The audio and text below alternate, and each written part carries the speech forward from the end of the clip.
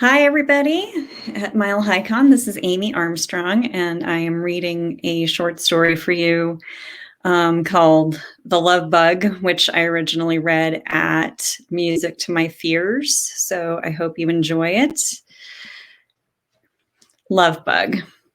Unstable particles and a hole. That's all it took to change Dr. Tara Clancy's life one slow Friday afternoon.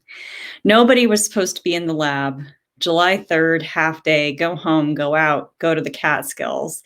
Everyone had family, friends, or someone special to see, but not Tara. Even though her lab mates knew she moved to Westchester alone and that she didn't date, nobody seemed to believe it. Not that they thought Tara was lying, it just didn't register as reality. Tara seemed kind and attractive.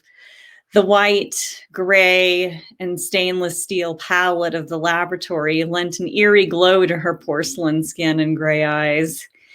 Tara truly appeared to be one with the lab, complete, stable. Until that afternoon, she was too. Unstable particles consumed her day and her research, things that nobody could even determine as life forms, even though they had been studied for centuries because they've been silently killing plants and animals since life began, waiting on surfaces and liquids and bodily fluids, waiting for another chance to penetrate a cell and replicate, but never truly becoming whole, always untamed, always wild. So alive in most senses of the word, but totally unable to sustain life on their own.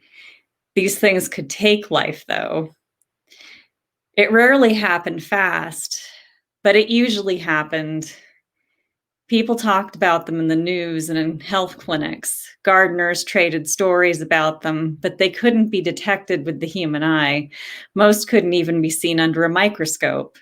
Tara often chuckled to herself about conspiracy theorists who claimed that since the human immunodeficiency virus had never been seen in a lab, that it didn't exist, and that all those people were dying from side effects of the medications. It was easier to blame something that could be seen, felt, and tasted. The patients knew something was in them that didn't belong, but conspiracy theorists didn't ask them. Instead of staying until 8 p.m. as usual, Tara decided to treat herself that day and leave at 4 p.m. The new mouse, who Nate named Bugsy, seemed to be craving some attention. Tara assumed he needed some new litter and food. She carefully dumped the old litter out and replaced it with fresh, same with the food. Then she added a note to the clipboard under Bugsy's cage. Bugsy squeaked at her. She smiled, reached in and stroked his head. Her glove caught slightly on the edge of something, but she was too distracted by a note on the board to notice. Subject exhibits high need for interaction, the note read. No shit, Tara muttered to herself. Just outside the lab, she pulled off her coat, hairnet, booties, and finally her gloves. When she approached the sink to wash her hands, she noticed a superficial mark on the tip of her index finger. It wasn't even bleeding, just slightly pink. She ran through earlier moments of her day. Was it there before? It must have been. Maybe some sliver from a glass that had exploded in the dishwasher. Tara soaped up her hands, dried them carefully, and walked out into the muggy air. Back at her townhouse, she poured herself a tall, cold glass of beer and admired the frostiness as she sat alone on her balcony and watched the sun go down over the Hudson. For the first time ever, Tara wished she had someone to share this view with. On Monday, the lab seemed unusually quiet. The heat wave that started around the 4th hadn't cleared, and even the high-powered air conditioning in the lab could barely keep the temperature below 80. 1 or 2 hot days didn't cause problems, but when it stuck around for almost a week, it penetrated everything, spaces between walls, attics, your psyche. Tara remembered some researcher finding that violent crime, riots, and rapes surged during heat waves because it slowly drove people nuts.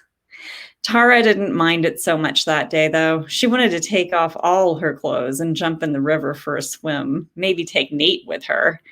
She caught herself watching him with Bugsy. He seemed so nurturing with the little mouse, the way he put his nose up to the glass so he could touch noses with Bugsy. He said he had to perform this ritual a few times a day or Bugsy wouldn't eat. What's Bugsy a control subject for? She asked. He isn't, Nate said. Tara stared at Bugsy. Test subjects in her virology lab only left one way. It often didn't end well for control subjects either, but she'd grown attached to Bugsy. She didn't want to believe he was sick. He just wanted love. Where did we get him from? Nate looked confused. Tara wasn't sure if he didn't actually know where Bugsy came from or if he was shocked that she cared. I haven't seen anything like this before. He doesn't look sick, she said. Yeah, some guy in California brought a few specimens up from Ecuador. He said the same thing. Eventually they waste away. They need touch and companionship, otherwise they just die. Doesn't seem like being in a lab will help with that. Isn't that cruel? Well, it's not that Bugsy was always needy, Tara. He has something. I agree it's weird, but if we put another little guy in there with him, we'd just be infecting another subject. The guy in California did tell me this stuff is highly contagious, and it has already leapt species. It didn't start with mice. Tara looked down and realized she had been holding her finger. You okay? Yes, I am. It just seems so sad. Tara walked back to her office and pretended to be engrossed in a data readout. She hoped nobody could see her dabbing at her eyes. She pulled her gloves off and examined her finger again. Nothing. She couldn't see anything, but she felt different. A flush radiated out from her gut. She ran through a possible scenario of notifying her boss about the hole in her glove and the cut on her finger. Quarantine, no cure, dying, but most importantly, dying alone. Tara knew she couldn't do anything about it. Nate invited her out for a drink after work that night, and she accepted. One drink became 2 drinks, and the 2 drinks led to drinks at her townhouse. They planned a weekend together. Bugsy died that Friday. Tara found it comforting when Nate said that Bugsy fell asleep and just didn't wake up. Maybe it would be the same way for her, she thought. She could just fall asleep and not wake up. It would be peaceful and painless. She already knew better than that, though. Whenever she and Nate were separated for more than 5 minutes, she felt empty inside. She wanted to fill the void with booze and chocolate bars, but trying to take anything in made her vomit. That weekend, having sex with Nate felt less like an intimate act and more like repeated failed attempts to crawl under his skin. She couldn't get close enough to him. As they sat at a waterfront bar watching the sunset, she felt Nate watching her. Tara, are you eating? She poked at her cheese plate and shrugged. I just realized I haven't seen you eat anything for the past few days. You've barely even touched your drink. I'm fine, she said. As long as I'm with you, I have everything I need. He squeezed her hand. It has been a great week and an amazing weekend. I might need to slow down a little starting on Monday, though.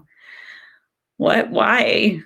The bartender paused in his glass polishing and glanced at her. Tara realized that had come out more panicked than she had hoped. We actually need to submit the final report to that other researcher about Bugsy. We should have had it out to him by Friday, actually. I'm sure he will understand. I'm kind of surprised I haven't heard from him already, but since I haven't, I guess he can't be too worried about it. Tara wanted to ask if Nate knew the researcher was okay. Maybe he'd torn a glove on his own. Sharing that, though, would mean admitting her own possible infection and Nate's possible infection. Normally, Tara was quick to warn others of possible contagions. Her lab was known for being strict about safety measures and keeping up on safety training, especially when it came to blood-borne pathogens. This was different, though. She didn't want to have this alone. She wanted Nate to feel exactly the same way she did, and there was only one way to be sure. They went back to her place, and Tara continued to try to meld with Nate. He seemed less resistant this time. By dawn, she could hardly tell which limbs were his and which were hers, and he seemed to feel the same way. She couldn't get out of bed because it meant moving too far from him, and even though it was Monday, he said he felt the same way. They called out and stayed home together and claimed they were playing hooky. A police officer found their bodies a few days later during a wellness check. Tara's boss was concerned. The other researcher never followed up for a report on Bugsy. In fact, nobody heard from him at all. All right, so that is it. Have a good rest of your conference.